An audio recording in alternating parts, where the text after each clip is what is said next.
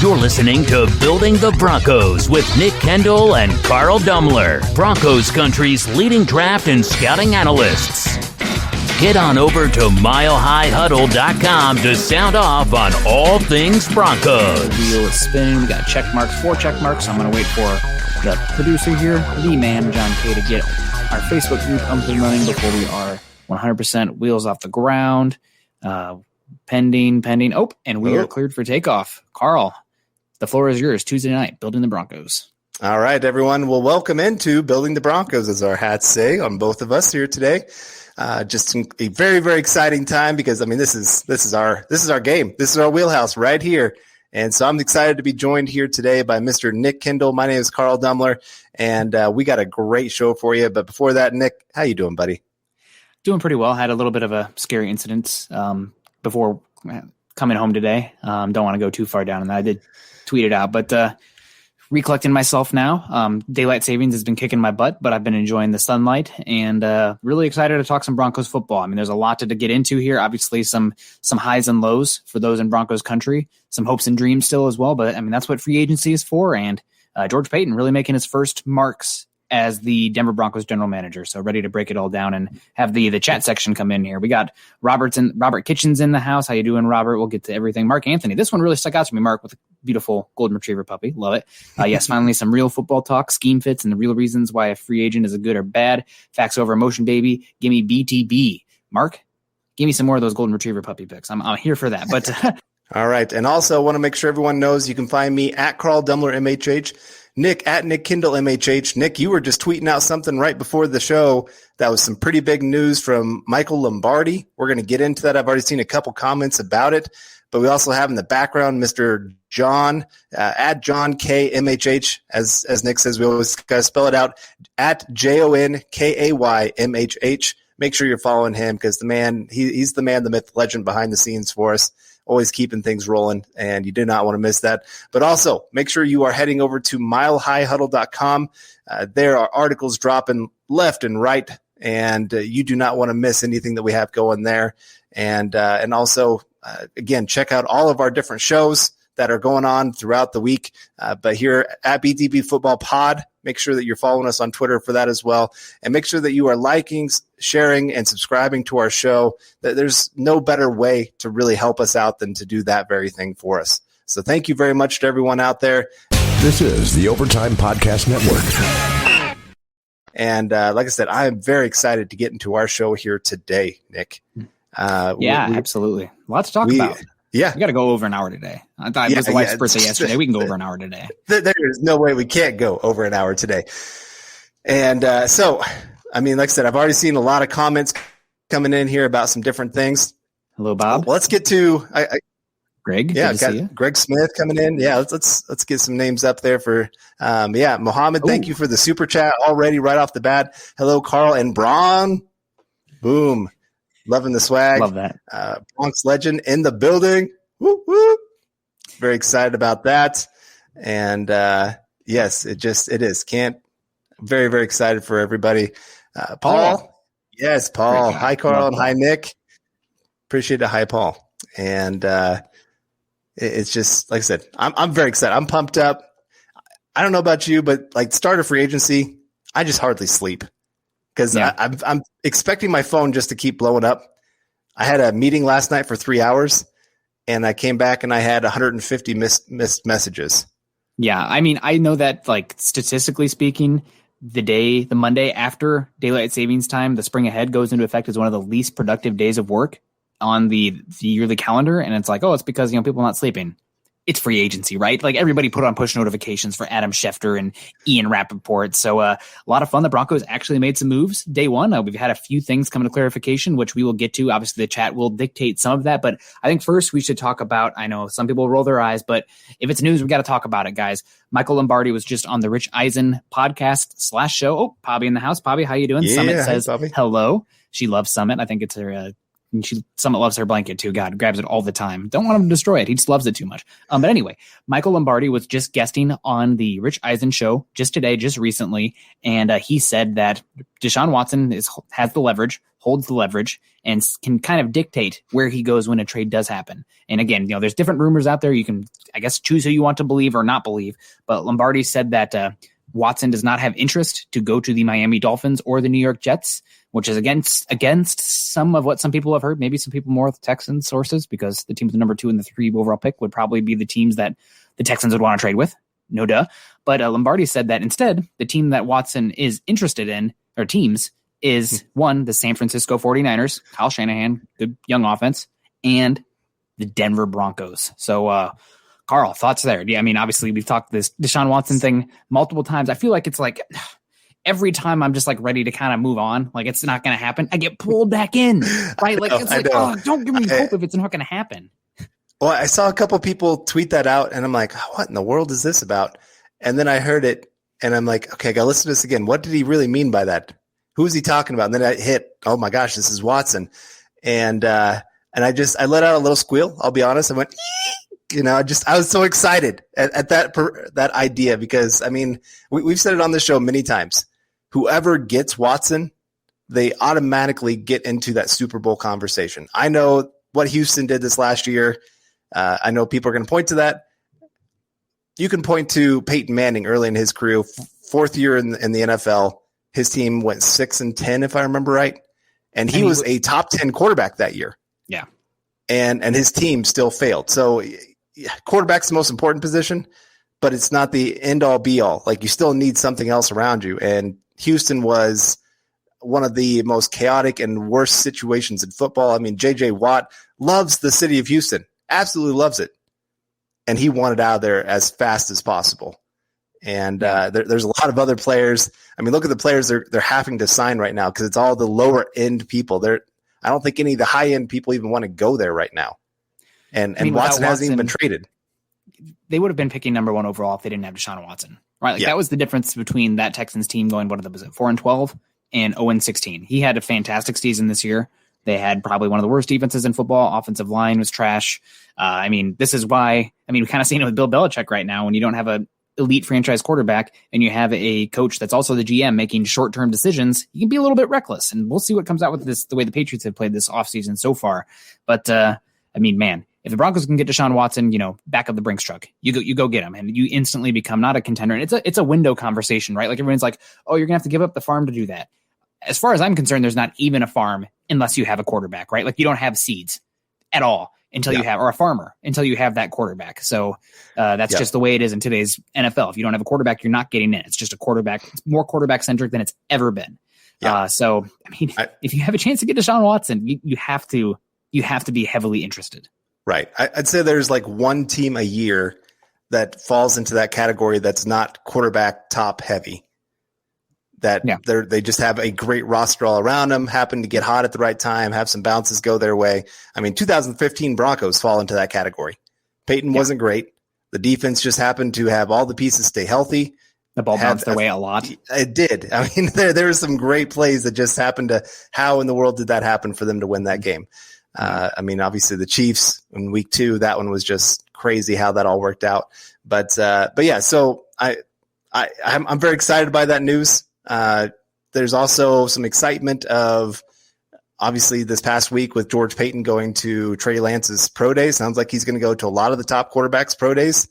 And there's obviously some thoughts out there now that are starting to really circulate. The Broncos are looking towards the draft on some of this too. So they got options. That's the great thing. And they're checking out every option. That's the other great thing. They just haven't said, okay, Drew Lock's our guy. We're sticking with Drew Lock no matter what. That's all I wanted to hear them say. And they've done a great job doing that. And we've said it on here many times. It was back in December where we eventually said, Drew Lock, still young, 2 years left to control, upside, athleticism, arm talent, etc. Every excuse in the book why he was bad this year, but he was bad this year.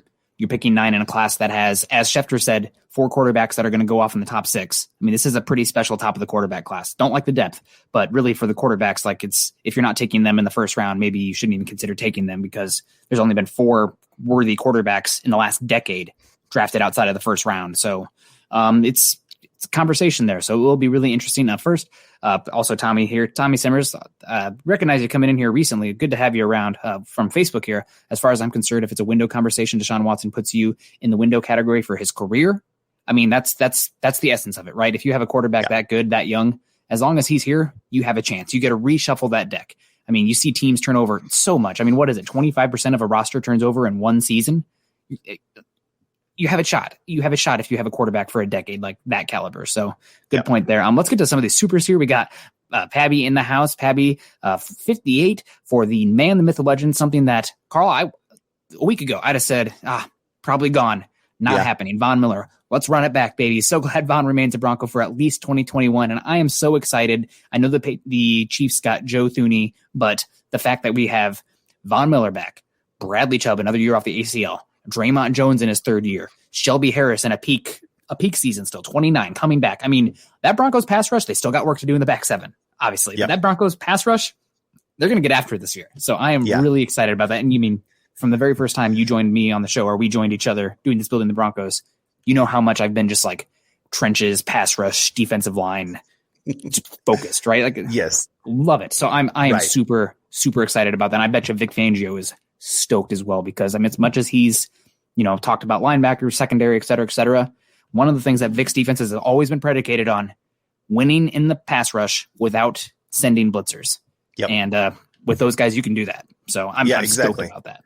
I mean, you look at like this past Super Bowl, Tampa Bay didn't have a great secondary depth, but they had a great front seven that were able to get after the quarterback, were able to cover sideline to sideline and just destroy that Chiefs offensive line. And, obviously they got Joe Thuney, so we'll see how that plays out. But I mean, that's still one player. They're still missing other players on that offensive line. They're going to have some young guys. And if the Broncos stand a chance of really beating the Chiefs, it's going to be because that front four can really get after Patrick Mahomes, make him uncomfortable. And so very excited to have Von Miller back. And especially, like, a lot of contracts were down during this whole first few days here, or a couple days, but edge rushers getting paid big time. Mm-hmm. Von Miller, Ngakoue, unfortunately, but yeah. But I mean, they were getting paid big time. And I think the Broncos saw it, that if we let Von Miller go, we're not getting a guy that's even 80% of what he brings to the table for 50% of the money. It's not happening this year. And then you look at the draft. And maybe tried, because there was interest, according to Mike Kliss, Broncos were heavily involved in discussions with Leonard Floyd. Yeah, I was like, Brandon Lloyd. That's wrong position. Leonard Floyd, who was the 9th overall pick from the Bears when Vic Fangio was the defensive coordinator there. That didn't happen. He got $16 million a year, which, I mean, I would have been excited. I'd like maybe like 10 to 12, right? Like that kind of guy where he's like kind of a secondary pass rusher, can kind of do a little bit, but I'll take Von Miller's contract over that. So I'm happy Von's back. Also, I really try to say that I'm much more of a less sentimental kind of follower here. Like I have my Iowa Hawkeyes to be like throw bias or just be completely biased about. Like that's fine. But for the Broncos, I try not to do that. I have a soft spot for Von Miller, man. I love Von, and I love good pass rushers, and to get him and Bradley Chubb back for the year where they had Bradley Chubb's rookie season, to have those two on the field again, knock on wood, everyone. Right. Well, then I'm stoked. Right. Then you throw in, like you said, Shelby Harris, Draymond Jones in the middle. Yeah. That is a potent front four. That's going to be a top 5 front four unit right there, getting after the quarterback in the NFL this upcoming season. Yeah. And that's big time for what Vic Fangio can do, especially when you, like you said, you don't have to bring extra blitzers to get pressure. So you can take 7 and drop them back. That's when Fangio is at his best as a defensive coordinator. And right now, I mean, well, okay, we got a cornerback question here from John Houston coming in here with the super chat. Really appreciate that. Thoughts on us getting Adoree Jackson? I will be honest. I'm not sure how much of a scheme fit he is. He is a really good athlete, but you already have how many cornerbacks now that you can't trust to stay on the field? I think Adoree Jackson's played 18 games in the last 2 seasons. And I think he's just going to be more valued elsewhere. So, obviously he's super talented. He's a great athlete. He played both ways at USC, if I recall correctly. Mm-hmm. There is some versatility there. But I think that there are other cornerback options out there that I would like that I think I could probably get for less money. Yeah. Right. Like that's where my head goes. I just don't know if he can play that off coverage as much as the Broncos utilize. Yeah. I guess this is where we can talk a little bit about just the addition to the secondary, Ronald Darby. We do need to get into that. Yep. And I don't think, do we have any questions about Darby in our chats here or anything? But I know we've kind of voiced a little bit on Twitter about some of our thoughts of that one. Here we go. David coming in here. What do you think of the Darby signing? I like the player for the most part. I mean, he is really hit and miss, but I do also like the fact that you see a lot of times with Vic Fangio, for some reason, I mean, they just do well working with cornerbacks and getting the most out of them. And so if you can get this guy to be even just a little bit more hit than he's been so far in his career, you've got yourself a pretty darn good player. Now, there's some worries of he does give up the big play, and Fangio does not like giving up the big play. That's something he's going to probably harp on Darby. Do not give up that big play. But also then, of course, you got the injury concerns. And that's the one thing of just this signing that just makes me go, what in the world? You've already got Callahan, who's injury prone. Mm-hmm. You just had Boye, who you cut because, I mean, he was suspended, but he was also injured the last couple of years. And so then you bring in another guy that's been injured most of his career.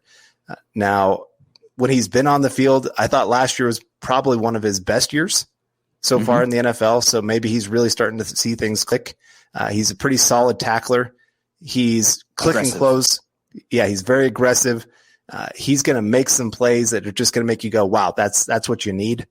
But I do worry a little bit of just some of that up and down play of how that's really going to fit here with Fangio. I think he might get a little frustrated early on with Darby. Yeah, I definitely think that's part of it, but also some of that might be scheme, right? Like he was coming, that reputation comes a lot from his years in Philadelphia with Jim Schwartz. And if anybody knows about Jim Schwartz, he is kind of the antithesis of Vic Fangio, more of the Todd Bowles side of things, where he's sending the house, he's blitzing, and he's leaving minimum guys back there because disruptions production. He'll give up a few big plays, but if he can get some turnovers along the way or negative plays from the offense, he will take that. So I think part of that is just scheme in the past. The one thing I really like about Darby, and I don't remember who it was, I was looking for it this morning.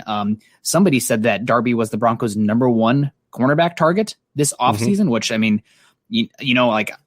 we pride ourselves as being analysts and evaluators of talent, but like if Donatello and Vic Fangio are saying that was our #1 scheme fit identification for cornerback, okay, like I believe you. Because I mean, there's really not much better out there. I mean, you say what you will about the game decisions and the overall head coach effect and whatnot, but like what they were maximizing with the depth of the back seven last year, I mean, crazy. Those guys are the best in the business. So Darby, one thing I love about him is he is still pretty darn young. He hasn't hit that 30-year-old part where it's scary time for cornerbacks, right? Like 30 years old, they could just drop off a cliff. Darby is only 27 years old, and the contract structure is fantastic also. It's essentially a 2-year deal, very much structured like Kareem Jackson's deal, which of course we can get to that too at some point. But overall, it's like a 2-year contract into the Broncos. Let's say he gets injured these next 2 seasons and doesn't live up to what they're paying him. They can move on from him, saving $10 million in cap savings and only $3 million in dead cap, which I think is almost exactly the same as Kareem Jackson's contract, except Kareem was only $2 million in dead cap. So that's really good. It does. I also read that the Broncos' plan is to play Darby at wide cornerback position, which was the Broncos' obviously the biggest immediate need that they had on this roster entering free agency outside of maybe interior defensive line with Shelby Harris, who so much to talk about, guys. We're definitely going to be here more than an hour tonight. It's I'm really happy to have him here, and it's filling a need, right? Like it's maybe the best cornerbacks aren't hitting the market, but the Broncos now have a guy who can be a starting boundary cornerback who's still young, who is a scheme fit, who's still got obtainable upside, who played his best season he's ever played last year. And compared to what Griffin just got, $15 million a year, I think Broncos got him for $10 million a year for a 2-year contract. Like this, you don't want to pay A+ money for B+ talent, right? So the Broncos are paying, B money for B+ talent, right? Like that's free agency. That's how it's going to be. Not bad at all. So let's get to some of these supers here, John, if you will. I know they're starting to pile up. We're kind of all over the place right now. High energy. Jake King. We got Jake King coming in here with great question to kind of play off of this. Thank you for the super chat, Jake. 100%. After signing Darby, do we still go corner round 1? You want to take it real quick? Well, okay. I'll say it's still in the cards. Yeah. It wouldn't surprise me if the Broncos still went and signed another corner in free agency and then still drafted a corner at some point, even high in the draft. I mean, they saw last year. Last 2 years. The last 2 years. Their cornerback depth has just plummeted because of injuries. And pivot back real quick. Talk about how quickly roster turnovers, like Broncos have gone from the no-fly zone to this in 2 seasons. So if you're upset about where the roster is right now or weaknesses or Deshaun Watson, what the roster looks like, turnover is fast, folks. Here we are today talking about how bad the cornerback room has been. So take it away. Sorry. Just wanted to come back. Right. No, you're right. And cornerback is still a need on this team. You need 4 strong cornerbacks in your room. I'd say the Broncos have 2.5 right now. I mean, Ojemudia, he's still an unknown. Callahan's coming off of injury. Darby, for sure, going to be one of your starters. Mm-hmm. But you still need at least 1.5 more cornerbacks. So I'd say maybe a free agent, maybe a draft pick. And you might even see where they trade back and get some extra draft picks and try to get a developmental guy that they can really stack on the practice squad, end of the roster kind of guy that's going to be special teams, all those kind of things. It's just they know they really need to transform this room. They're looking pretty good on that front 7 right now. Defensive line has depth. Edge rusher with bringing Von Miller. You got Malik Reed. They're going to need another guy, but they're okay there. Yeah. Off-ball linebacker, you're going to need another guy. They got 3 right now. It's a high floor position. We talked about it. So I'll take Jake here real quick. After signing Darby, do we still go cornerback round 1? Absolutely, maybe. Because the good thing here is that you never want to go into the draft where you have to go one position. That's just, you're automatically limiting yourself and you're cornering yourself into making much higher chance that you're going to make a bad decision. Now, the Broncos, they probably should still bring in another cornerback, given the situation. Bassey's coming off injury. Callahan's been injured. Darby has injury history. Ojemudia up and down last year. They can still bring in another cornerback, but they don't have to go cornerback, right? You give yourself options. You need to go into the draft where you are comfortable enough with your flexibility that, let's say you didn't even have a single draft pick. You're fine going into next year with how the roster looks. Obviously, you want your draft picks so you can be better, but you can't go into the draft where if I don't come away with this position or this guy, the season's tanked. That's just a bad process. You're already done. You're already sunk. Yep. So that's what makes this signing so good. Broncos don't have to go cornerback. They still can. Maybe they still should, but they don't have to, and that's the biggest thing. This is the Overtime Podcast Network. So let's keep the supers rolling here. Ooh, here we go. Okay. Jesse Edric coming in here with a $2 super from YouTube. Jesse, thank you so much. Watson, on the other hand, Smith, Darnold, or draft. Okay. Watson, out of the screen. Draft, I'm up here. Darnold, Carl's probably still up here. Darnold down here. Smith. I'm through the ceiling, man. Smith, maybe not. I don't know. I was listening to an interview with Nikki Jablava, who now covers the Washington football team. I said the wrong name on Saturday. I apologize. That's code switch, guys. It's hard.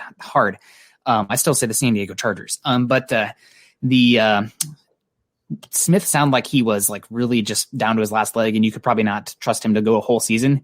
I think honestly, if the substitute Smith out, it's Trubisky or Nick Foles, which yay, it's like Aladdin, Jafar, he's our guy, just really sarcastic, whatever. But I mean, Broncos are going to bring in another quarterback still. The quarterback market went quick today. Let's just recap that real quick. So Fitzpatrick went to Washington football team. We saw Andy Dalton go to the Bears. Any other ones on the top of my head? Tyrod Taylor to the Texans. Yeah, that was a possible option. Cam Newton back to the New England Patriots. Guys in the chat, if you have any more that have been shaken out there, I'm sure we can get some. Yeah. And Base Case kind of asks a similar question here. Not really a question. He just makes the comment. Yeah. But thank you. And of course, I mean, there's the eyes that have terrified Sam Darnold to tank his career so far. Yes. But we dodged a lot of bullets with these vet quarterback signings. If we don't get Watson, I wouldn't mind Darnold, Mitch, or Minshew. Please no Alex Smith. Pretty kind of what you just said there of just the levels of what you're looking for there. Yeah. I want to ask you real quick. Okay, so the Jacksonville Jaguars, not a secret. They're 99% going Trevor Lawrence, right? Yep. Trevor Lawrence is coming off a shoulder injury. He's lost a lot of weight. Brissett to Miami. There's another one. Thank you so much, Eric. Good call. That's a good one. So Trevor Lawrence coming off shoulder injury, rookie season. Gardner Minshew is so, like, we talk about how cheap Drew Lock is. Gardner Minshew is a 5th round pick. Like, he's significantly cheaper. Yeah. And he provides solid backup talent for a quarterback coming in his rookie season with a shoulder injury. Why are the Jags moving on from him? Right? Like, unless, if I was the Jaguars and I'm like, if you gave me, like, let's say I'm not trading him unless you give me pick 71. Is Minshew worth the 71st pick?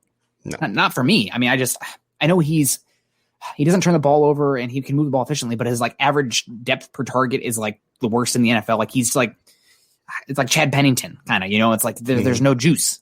You're not pushing the ball vertically, and you need that. You need explosive pass plays in today's NFL. So I think that it's one where unless you are making it a deal worth the Jags' time, there's no reason they're trading him. Right? He's worth more to keep them unless compared to what they're going to bring back. I see people like, oh, you can trade for Minshew for a 6th or 7th. Why? Why would they do that? I don't get it. Right. No, you're right. And then we got Brian Greenfield coming in here with the super chat. Really appreciate that. Love the pod, guys. Brian, we love you right back.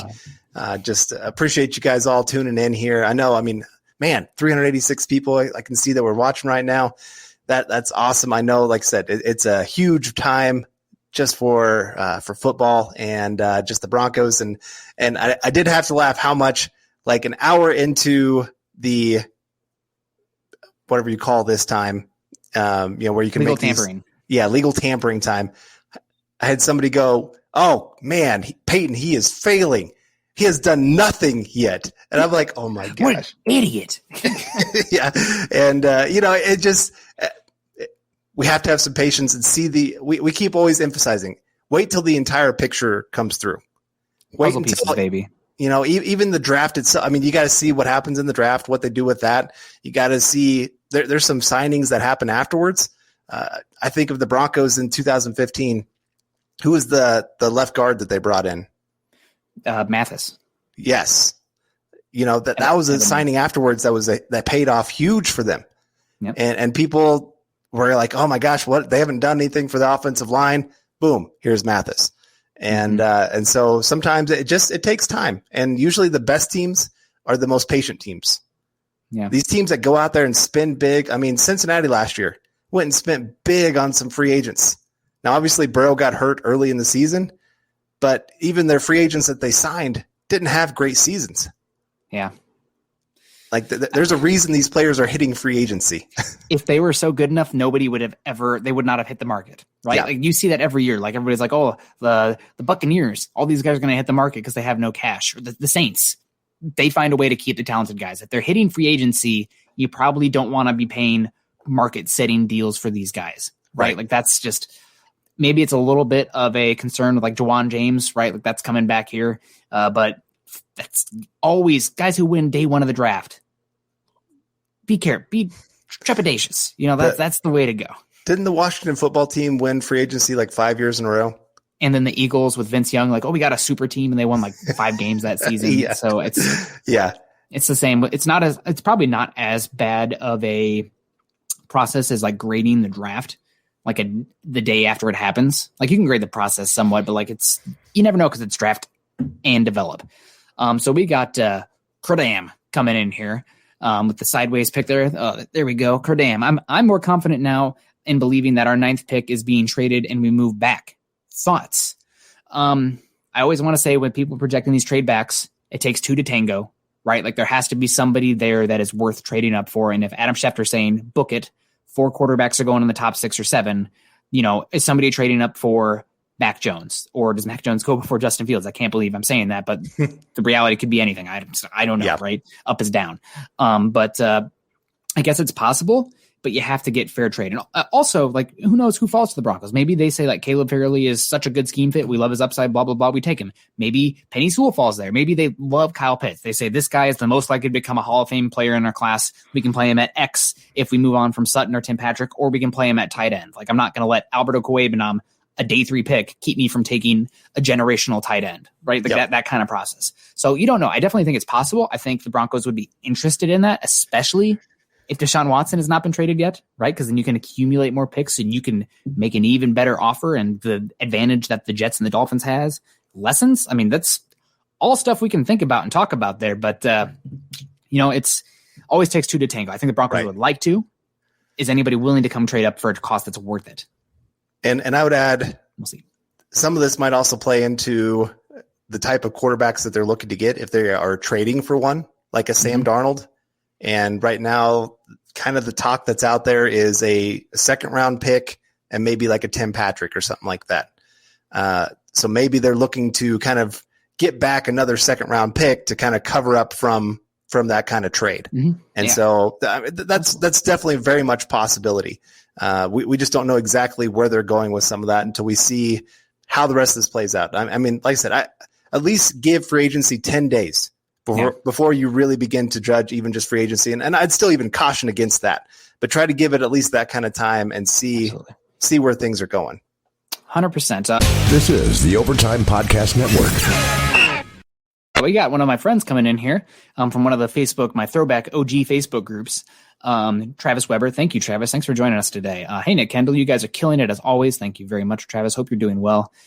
Just a curious question for you. How close was Wolf returning before resigning with Baltimore? I know that Troy Rank had a rumor out there, and then like 10 minutes later it was announced that he was returning to Baltimore. So I cannot speak to you. I was not speaking with Wolf or his agent or anything like that. I do think it is interesting that the Broncos were worth bringing him back. Maybe it was something where it was pretty cheap. And I mean, if you can add depth on the defensive line for a guy who already knows your system, where it's an easy plug and play situation, I mean, why not do it? I think that would be a good situation, but I cannot answer how close he was. I don't mind the process though at all. Right. I can speak to, I know Derek Wolfe really loved Denver. Yeah. And he and his family loved Denver. And so I think that last year they were just hoping any kind of decent deal to just kind of entice him to come back. The Broncos were just like, no, we're done. We're moving on. We got Jarrell Casey. We got this young guy coming up in Draymond Jones that we really like. Got Shelby Harris. We're just good at that position. And I think they're liking their young guys again. And so I'm sure it wasn't the highest offer possible. I mean, I still think they like Wolf because he is a hard worker. He's a great locker room guy. And I'm sure they did make some kind of offer, but I don't think it was probably close to what Baltimore was willing to pay him. Yeah, for sure. And this is a good opportunity to pivot to Shelby Harris. I know that obviously Zach and Chad got a chance to talk about it last night, but we're not letting them take all the meat off the bone. We got some opinions here too. Broncos bringing back Shelby Harris after the market was dry for him last year. A 3-year contract worth $27 million. However, it's essentially a 2-year contract. If for some reason Shelby Harris's play drops off after 2022, the Broncos have an easy get out for them where they can move on from Shelby Harris and they can save $9 million in cap savings with only $3 million in dead cap. So a very similarly structured contract to Ronald Darby. You don't have that long-term commitment where a guy approaching that age 30 season, maybe he has a knee injury or an ankle injury where he's not the same again. I mean, or a wrist injury. We saw what happened with Shane Ray. A guy's career can be derailed from something like that. So a really good contract. I'm happy for Shelby Harris to get money. I was actually pretty concerned for him. I knew that this was a really bad draft for interior defensive linemen, but with the restricted market and the obviously another year where he only took a small deal. I mean, going to be 30 years old this year. This was his chance to get paid. He got paid. He's going to be back in Denver. And hats off to him, man. A lot of up and downs last season, but my favorite play of the entire season was Shelby Harris coming first game off of a really serious bout of the sick little bug, as your daughter likes to call it, and chasing down Tyreek Hill to prevent a touchdown. I mean, that dude's all heart. That dude's all smiles. And we both were like, maybe Shelby Harris isn't worth a big contract after 2 years ago. Yeah, take that all back, man. He played great this last year, worth every penny. I'm super happy to have him back. And it's also great to see the Broncos paying guys who deserve it on their team. Right. And it's also one of those deals. This is a fair deal for him, and it's a fair deal for the team. I don't feel like this was an overpayment, and I don't feel like this was an underpayment. I feel like this is about right where you thought, hey, this is his value. And so I'm glad that they were able to come to terms and make this work. And I like the length of the contract. I just like every part of this, that it sets up well, gives the team some outs, but also gives him some protections. Like I said, got him his big contract that he was looking for. And also shout out to James Campbell for literally predicting every single detail of the contract exactly right about 4 hours before it came out. I mean, predicted the years, the amount, the signing bonus, the roster bonus, dude, we're going, like, I know it's still the sick little bug season right now, but like, and he's over across the pond in UK, but if he comes over here, we're going gambling, baby. I wish I had a sports betting read to do right now because James knocked it out of the park. Yeah. All right, John, we got any? Oh, here we go. Coming in from Johnny Avilas. Hope I said that right. Yeah. I say we draft Trey Lance and make Drew Lock fight. Are we talking football fight? Or are we just like Fight Club? Well, I probably would take Trey Lance. That dude is built. That dude is that pro day, man. Camera, if they say that adds 10 pounds, it looked like he added about 15 pounds of muscle during this break. He was very thick. Yes. Yeah. Now, that's not the worst thing. Trey Lance might need a year. So you got Drew Lock, who has enough starts under his belt, could kind of handle things. Yeah. Maybe then it also drives up his trade value when Trey Lance is ready. Yeah. That you could go out there, trade him for a second, third round pick, kind of like what the Jets are trying to do with Darnold right now. Quarterbacks retain value. I mean, there's not many quarterbacks over the last few years who have been as bad statistically. Sorry, Carl, as bad statistically as Sam Darnold has been these past 2 or 3 seasons. Yeah. And they're still talking about him getting back a second or third round pick. I mean, Carson Wentz, he got a boatload and he was terrible last year. Right. But quarterbacks retain value. It's not like the running back position where once they hit like age 25, 26, it's like you're done. I'm sorry. Yeah. Like they really need to come back. The new CBA, like they need to figure out a different way to pay these running backs because there's no reason to pay them after their rookie contract. It's like paying more for a used car. Like I don't get it. Why would you do that? Yeah, I mean, I think honestly, Johnny, good question. I do think if the Broncos traded up for Trey Lance, if you want Trey Lance, you need to get up to 3 or 4. I would probably be more interested in trading Drew Lock because there are only so many reps to go around for developing guys. And I mean, say what you will, Drew Lock being raw, I kind of push back against that. He had 50 starts in the SEC. He's had 2 years in the NFL. Like he's not raw. He just has bad technique, bad base. But I think that's instead I'd be looking to trade Lock. Maybe you don't get the return you would if you brought him back this year. You are selling low, but still you can probably get a late 3rd, early 4th for him. Somebody's going to want him. Right, like there's enough quarterback needy teams out there, and Locke still has enough of an attainable upside where he can be a good quarterback. And again, come back to it, he's like $3 million a year for 2 more years. Like when guys are getting paid, like Ryan Fitzpatrick is getting $12 million, he's not 4 times better the quarterback than Drew Lock, right? Like that's just not it. So, we got Michaela Parker coming in here. Michaela, haven't seen you around these parts over on YouTube. Thank you very much, and thank you so much for the comment. Love the pod. Is it wrong for me to still believe in Locke? Are we going to re-sign Simmons? Carl, you're shaking your head. Go ahead. Well, it's not wrong of you to still believe in Locke. Yeah. We've talked about it on the show many times. The guy has the talent. Mm-hmm. There's been no question about that. I mean, we've seen some throws from Drew Lock that are wow throws. It's just always been the consistency. It's always been the mechanics. The same problem that he had. Yeah, decision-making. The 3 big things that we've said, even going back to his tape from freshman year of college, sophomore year of college, junior year of college, senior year of college, every single year he's had the exact same problems. That's my one thing of like you said, when you talk about raw, the problem is we just haven't seen the steps of growth in those areas that you'd really like to see. Yeah. But there's still plenty of reason to believe in Locke.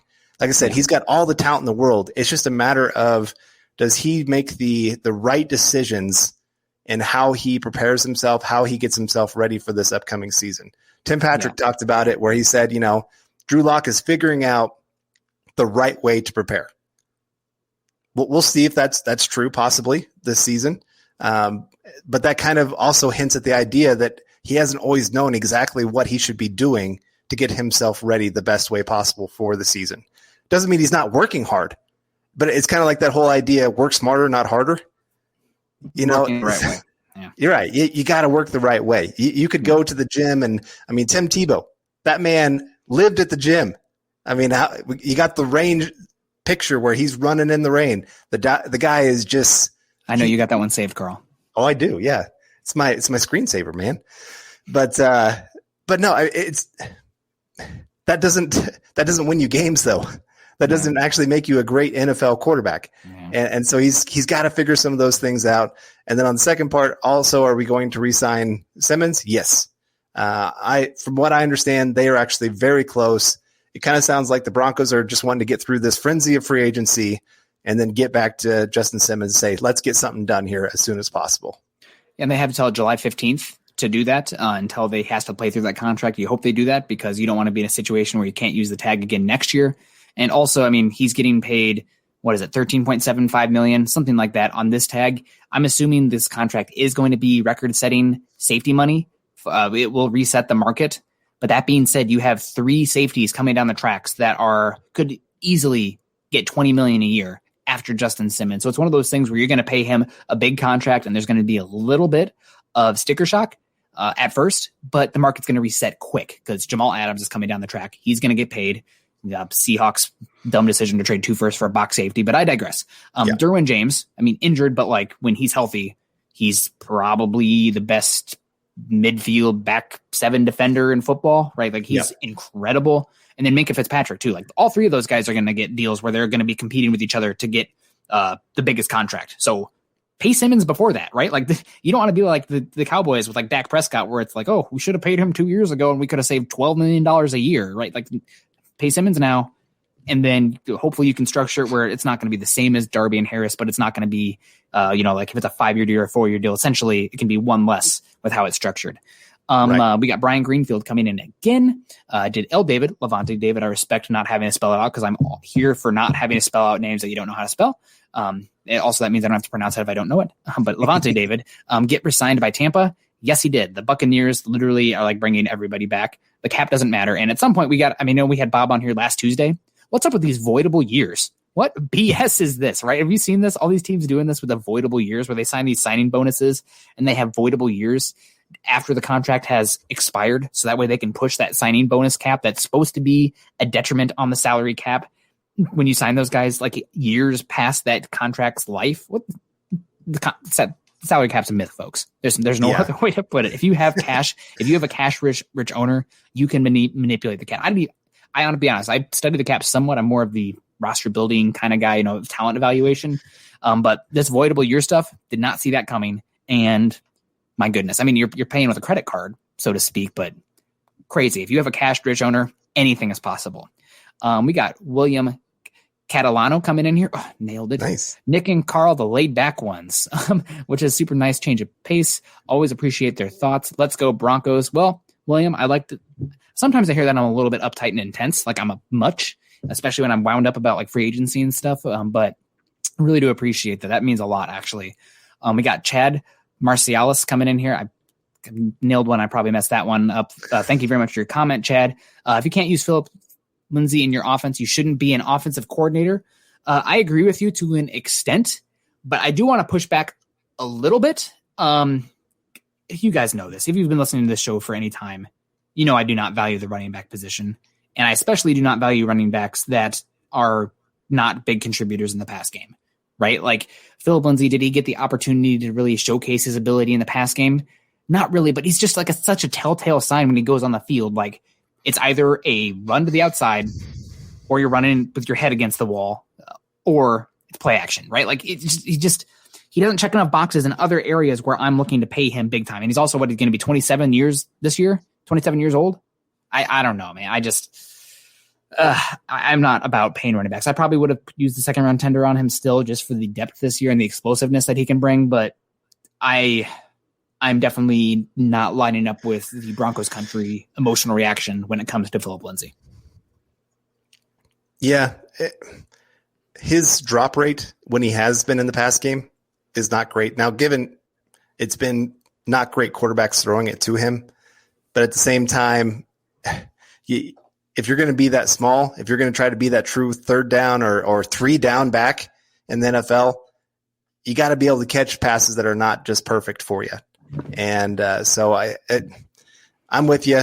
I think Philip Lindsay, there are offenses out there that are good for him, but I'd still say there's probably only about 4 or 5 that I would sit there and say, hey, these are good fits for Philip Lindsay. So I don't think it's just a scheme. I don't think it's just a Shermer, hey, this guy, he is no good because he can't make Philip Lindsay work. I think there's a lot of coaches, a lot of teams out there that just be like, no, he's not really good for us. And I love Philip Lindsay. I love the fire that he has. But yeah, like Wolfsky9 said here, is just too limited at 5'8", 190 pounds. And especially when he's not a great receiving option. We've seen him in the pass protection game. It's not good. It's not because of effort. He puts a lot of effort into it, but that size, and he does not know how to win the leverage game when it comes to that. And so, like I said, I do love Philip Lindsay, and I'm with you. I wouldn't have minded if they put that second round tender on him and decided to kind of roll back with this season because he was hurt this last year. I still think he has some high explosive play ability, and especially in this offense where I'm hoping this season with Cortland Sutton coming back that you can spread that defense out a lot more and maybe give him some bigger holes to run through up the middle than he had last year. But I mean, even there, teams see him on the field. They're like, oh, all right, let's scrunch back up together. So it's just a really hard thing there. Yeah. Another thing with Philip Lindsay, he's just much more effective when your quarterback's under center, and that's not what the Broncos are doing. That's not what many teams are doing in the league right now, right? There's more shotgun than ever, but he's better running when the quarterback's under center and also has a fullback. And the Broncos traded their fullback last year. I mean, the writing was kind of on the wall, and a lot of people are upset about it for the Broncos. But also, if you are a Philip Lindsay fan, I challenge you to change your perspective a little bit. I would say that this is a good thing for Philip Lindsay, because he now gets a chance to go to a place where he can be a better scheme fit and maybe a more featured back than he would be with Melvin Gordon here, who was the Broncos' best offensive player down the second half of the season last year. And this also gets him a year earlier where he can get paid. And as we know, like I said earlier, paying big money for a rookie or a running back second contract is like paying more money for a used car. Like you're getting less return overall, like value, and paying like 4 times as much on a rookie contract. It just doesn't make any sense, right? Like I'm not paying more for chewed gum. Like what? But I think this is good for Philip Lindsay. He has a chance a year earlier now to go get paid. And I wish him the best if he does not come back with the Broncos. I saw we had a question here earlier, Carl, about the Broncos matching the offer. Do you think that is any chance? Explain to me, what is the right of, or not me, but explain to the listeners, what is a right of first refusal?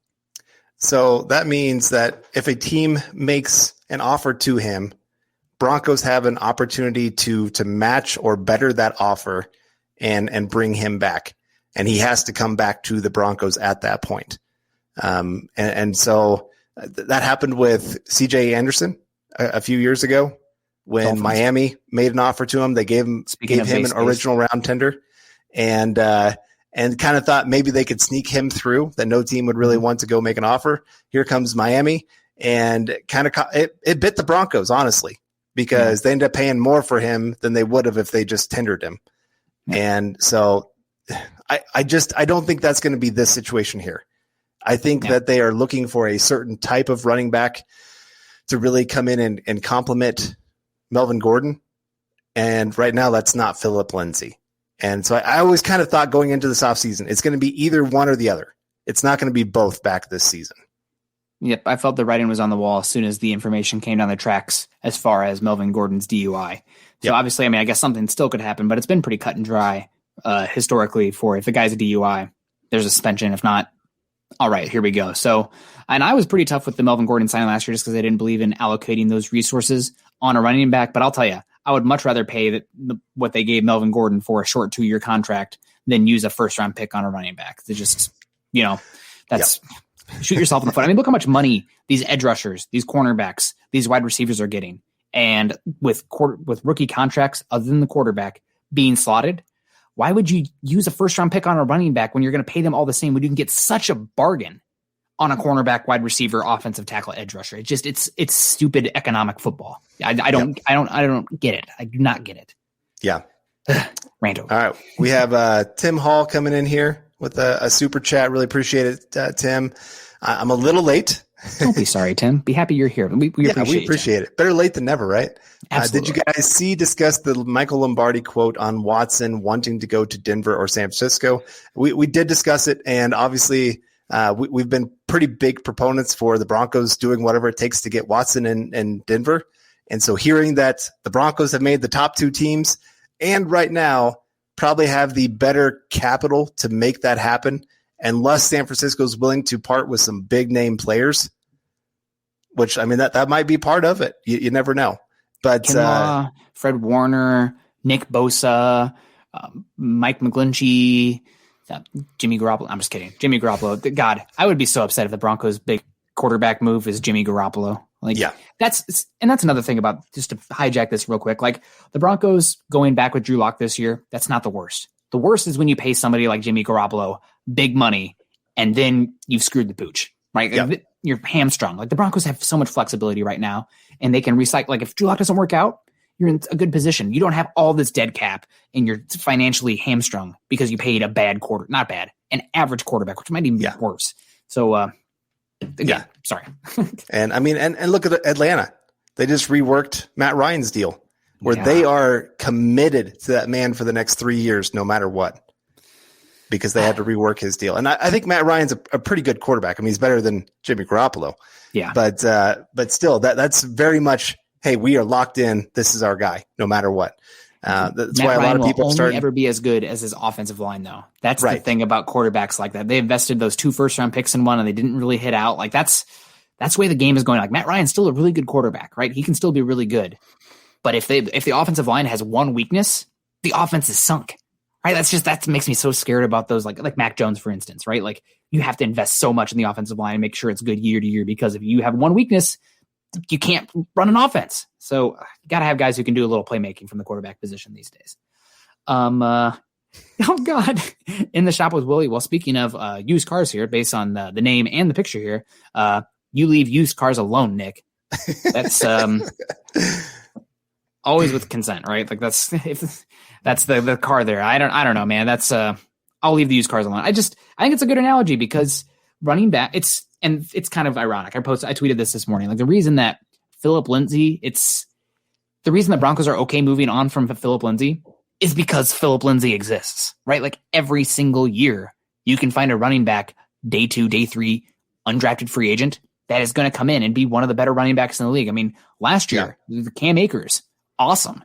Jonathan Taylor down the stretch, awesome. Zach Robinson, awesome, right? Like, you don't have to allocate premium resources to get good running back production. Right. Invest in the offensive line. Invest in the weapons around them. That's what you need to do if you want to make a good running game. Right. Well, I mean, look at the 2 best running backs over the last, 8 years for the Broncos have been undrafted guys. CJ Anderson, Phillip Lindsay. I mean, I guess you could mix in Melvin Gordon now that they paid him to come in. But the drafted guys, Monty Ball had a decent rookie season as a backup, didn't do anything after that. Royce Freeman has been a backup the entire time that he's been in the NFL. Ronnie Hillman hasn't been that great of a running back. And so you've used draft capital, even decent day 2 Devontae picks. Booker getting another deal. Yeah, Devontae Booker, Stick around. But those guys just haven't really panned out as much as you would like. So the great thing about running back is you can find talent, like you said, first round, second round, third round, fourth round, fifth round, sixth round, seventh round, undrafted. You can find it everywhere at that position. And they're as good as they'll ever be their rookie season.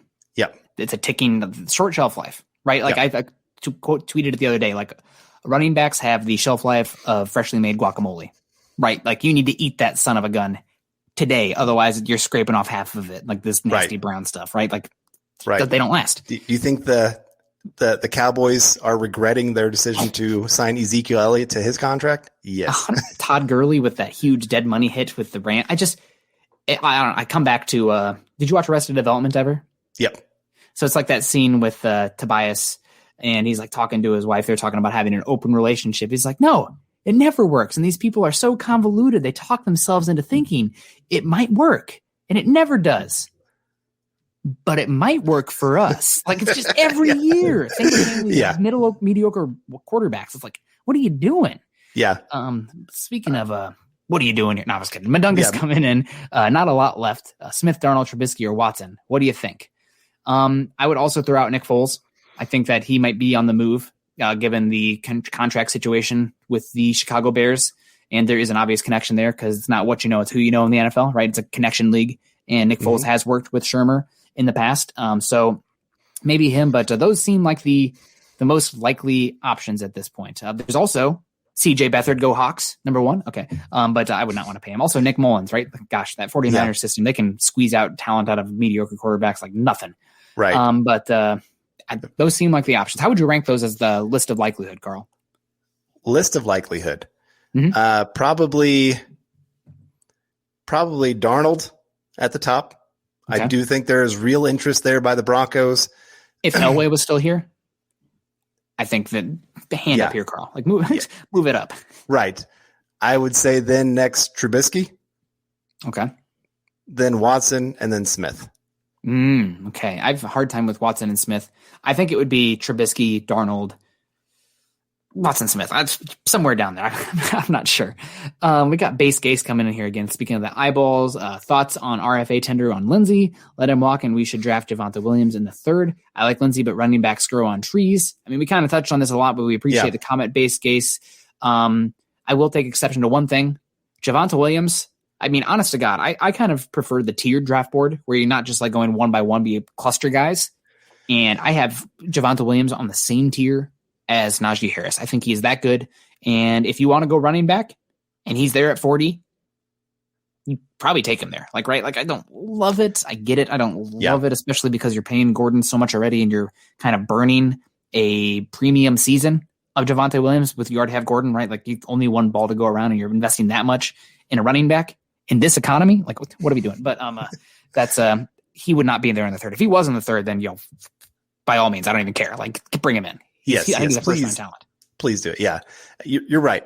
There are some people out there talking that he could be the first running back taken. I don't think he will. I think he's more explosive than Harris. I agree. But I think just Najee Harris has the name recognition, but Javonte Williams, man, he is a fun one to watch. If you've not gotten a chance to watch him from North Carolina, go watch that kid. He has some of the best balance I've ever seen from a running back. He doesn't go down. Somehow he just comes out of a pile and goes on for another 20, 30 yards. Yeah, I'll be honest too. This may chafe some people's britches, but watching Javonte Williams and Michael Carter were the shot out as well over at North Carolina.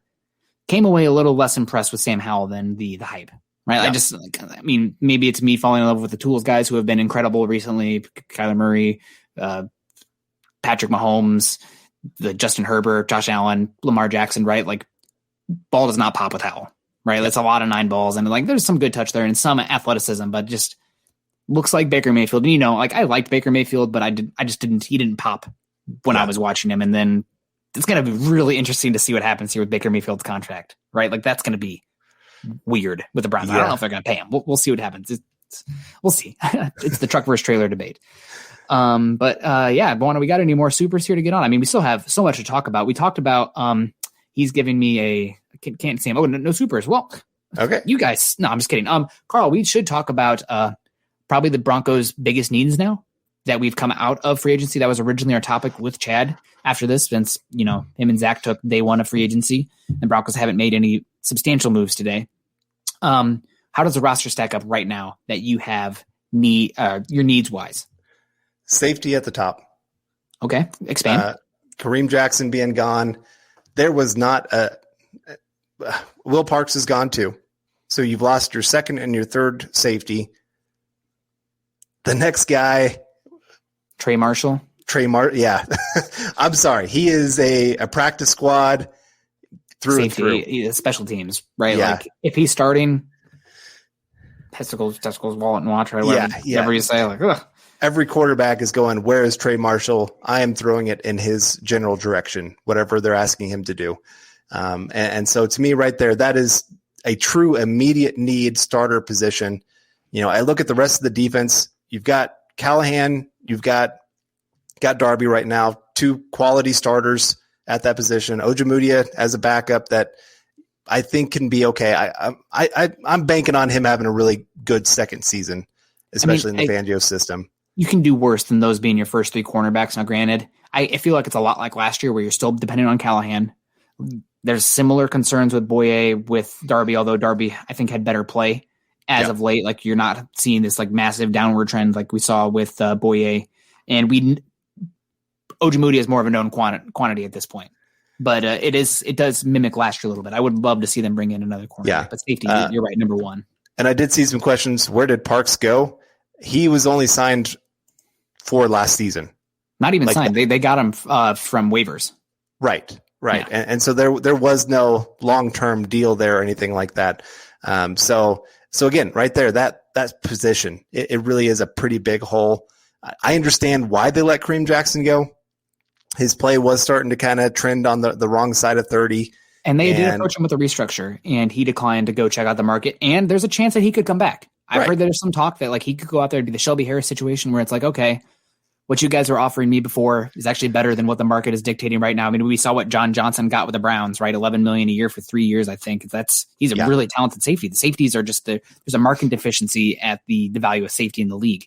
So maybe Kareem Jackson comes back and saying, man, I should have taken that offer. Are you guys still interested? Maybe even get it back for $1 million less. Like that's possible. I think that's really possible. Right. Because there's still some pretty good names out there. I saw some people listen. I think someone listed like Keanu Neal. Feel like a box safety. Like we're looking for that dichotomy, deep safety. The guy, and I know this is, again, God, how many times can Nick bring up the Iowa Hawkeyes? I think Desmond King would be such a good scheme fit for what this team needs because everybody coming out from Iowa from the draft, Jim Thorpe winner his junior season, people thought he was going to be a first-round pick, came back because, he's not fast enough. He's not fast enough. He's going to need to be in a specific scheme. Can't play boundary cornerback. Needs to be a safety. Needs to be a nickel. He was one of the best nickels in football. His first couple seasons in the Chargers went to not a great scheme fit with the Chargers or with the Titans when they traded him. He could play nickel or safety in this scheme, similar to Kareem Jackson. He's a great tackler. He's got great ball skills. He's still young. And because, again, coming back to this market deficiency, safeties aren't getting paid, nickel cornerbacks aren't getting paid. You can bring him in for a good contract and get really good value. And then you're also not only bringing in talent, but like you had questions at cornerback, especially with the injuries of Callahan and Bassey. You're raising that room. You need safety depth. He can play safety, raising that room. So I really think he would be a fantastic signing if the Broncos were interested. Now, I think there is some off-field questions, like has he jibed with every single coaching staff? Why did he fall to the 5th round with the tape that he had, et cetera, et cetera? I mean, those are worth digging into. I cannot speak to those. I know he was a captain in Iowa, but there is some smoke there. But I still think he would be a great scheme fit if the Broncos are looking to bring in a safety and a cornerback. You can do it with one signing, bringing in Desmond King. Yeah. So there's some options out there, but I would say that'd be my number one.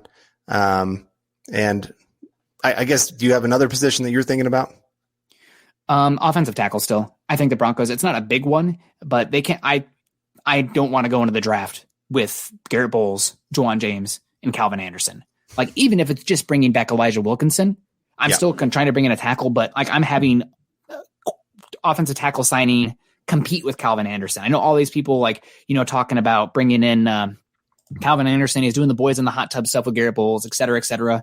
Is he a swing tackle? Can he play right tackle as well? Because if you're that third offensive tackle, you have to do both. And I just don't know if he can do both. And I trust Garrett Bowles much more than I trust Juwan James, and Calvin Anderson's much better left than right. So I'm looking to spend some money at another offensive tackle if possible. Obviously, you can't put that much money there, given how much you're already paying Bowles and Juwan James. But you need to, I would really like them to bring in another person in there where you don't have to be like, if we don't use a top 100 pick on offensive tackle and Juwan James goes down, the offense is tanked. Yep. You just can't be in that situation. So we got some news coming in from Dylan. Dylan, this better be real because we've been catfished before with news on the pod because we can't be checking Adam Schefter and stuff. So yes, Ertz to the Bills. Zach Ertz, tight end from the Philadelphia Eagles. I'm not sure what the trade would have been, but we'll see on that as we move forward. There were rumors that the Rob Gronkowski was very close to signing with the Bills before going back to the Bucs. He is from West Upstate New York or wherever the heck Buffalo is. Sorry, guys, I'm on the other end of the earth there in Pacific Northwest. But they were on the market for a cornerback or a tight end. I do like Dawson Knox there, but I think they're wanting to use a little bit more 12 personnel. And the Eagles, that's a team that they're kind of remind me of the Broncos a few years ago where it's like, okay, we were in the Super Bowl not that long ago. Your team is old. Your team is expensive. Your team is not going anywhere. Face the facts. Sell off the high-paid old guys and reset. Mm-hmm. And that's this move. So good job being realistic with where you are in your window. Yeah. All right. Jeremy Curry coming in. Thank you for the common sense regarding Lindsey. Couldn't listen to the guys after the news broke last night. You guys have the best show. Jeremy, appreciate the compliment there. Everybody has their own opinion on you and I are running backs don't deserve to get paid.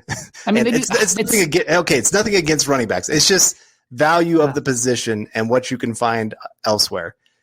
Parents out there, if your kid is thinking about playing running back, tell them no, play anything else other than running back. Points to the money that the linebackers got this offseason, the edge rushers, the wide receivers, the cornerbacks, right? Like, oh, running backs get the ball. Well, they also play 4 years in the NFL and then they're out. So James Palmer confirmed on the Earth trade. So thank you very much, Dylan, for the information, keeping us on our toes there. I agree. Mamas, don't let your babies play running back. Yeah. It's a dead end. I mean, if you can make the league, you're in a better situation than most people. But you can find running backs every year. We come back to this every single time. Quarterbacks matter like 100 times more than anybody else. Running backs, interchangeable. Mike Shanahan, you guys are Bronco fans. Mike Shanahan is the god of running backs don't matter, right? Like he invented running backs don't matter. Right. I mean, that was part of what took Terrell Davis so long to get into the Hall of Fame, because there's a lot of people questioning, okay, yeah, he had these outstanding seasons, but then look at the running backs after him who all still went for 1,000 yards. Mike Bell, Clinton Portis obviously went in there and was an outstanding running back and got us one of our best players in the end with Champ Bailey in a trade. Mm-hmm. But, there was a lot of running backs churning through that system that just played well. And it's still there today that there's a lot of running backs that seem to kind of come out of nowhere, play at a high level, do it for their rookie contract. But they're still struggling even after they outproduce their rookie contract to find teams that want to go pay them. Yeah, 100%. So let's get this one real quick from Michael De Pasqualo. Michael, I've seen you around here before. Great, cool last name. And we appreciate the comment here. The question, quick in the draft. Y'all's top 3 replacements for Jackson in the draft. So, Carl, you have 3 safeties in mind of who the Broncos might consider to replace Kareem Jackson. But I will say, God, I hope that Paton finds another safety before the draft, because I do not want to be in a position where you have to go with safety in the top 100 picks or your defense integrity is screwed. Well, of course, you got Trayvon Moehrig, probably the best safety. Yeah, probably the best safety in the draft.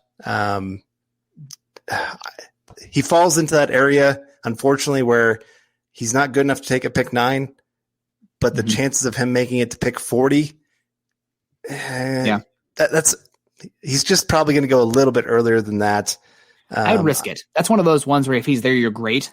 Like, go for it. But I'm not all about it. So I agree with you. He's definitely one of them. And then I know a lot of people want Richard Grant. I like him in coverage. I don't like him as that perfect replacement for Kareem Jackson, because what Kareem Jackson was great at, Richard Grant is not.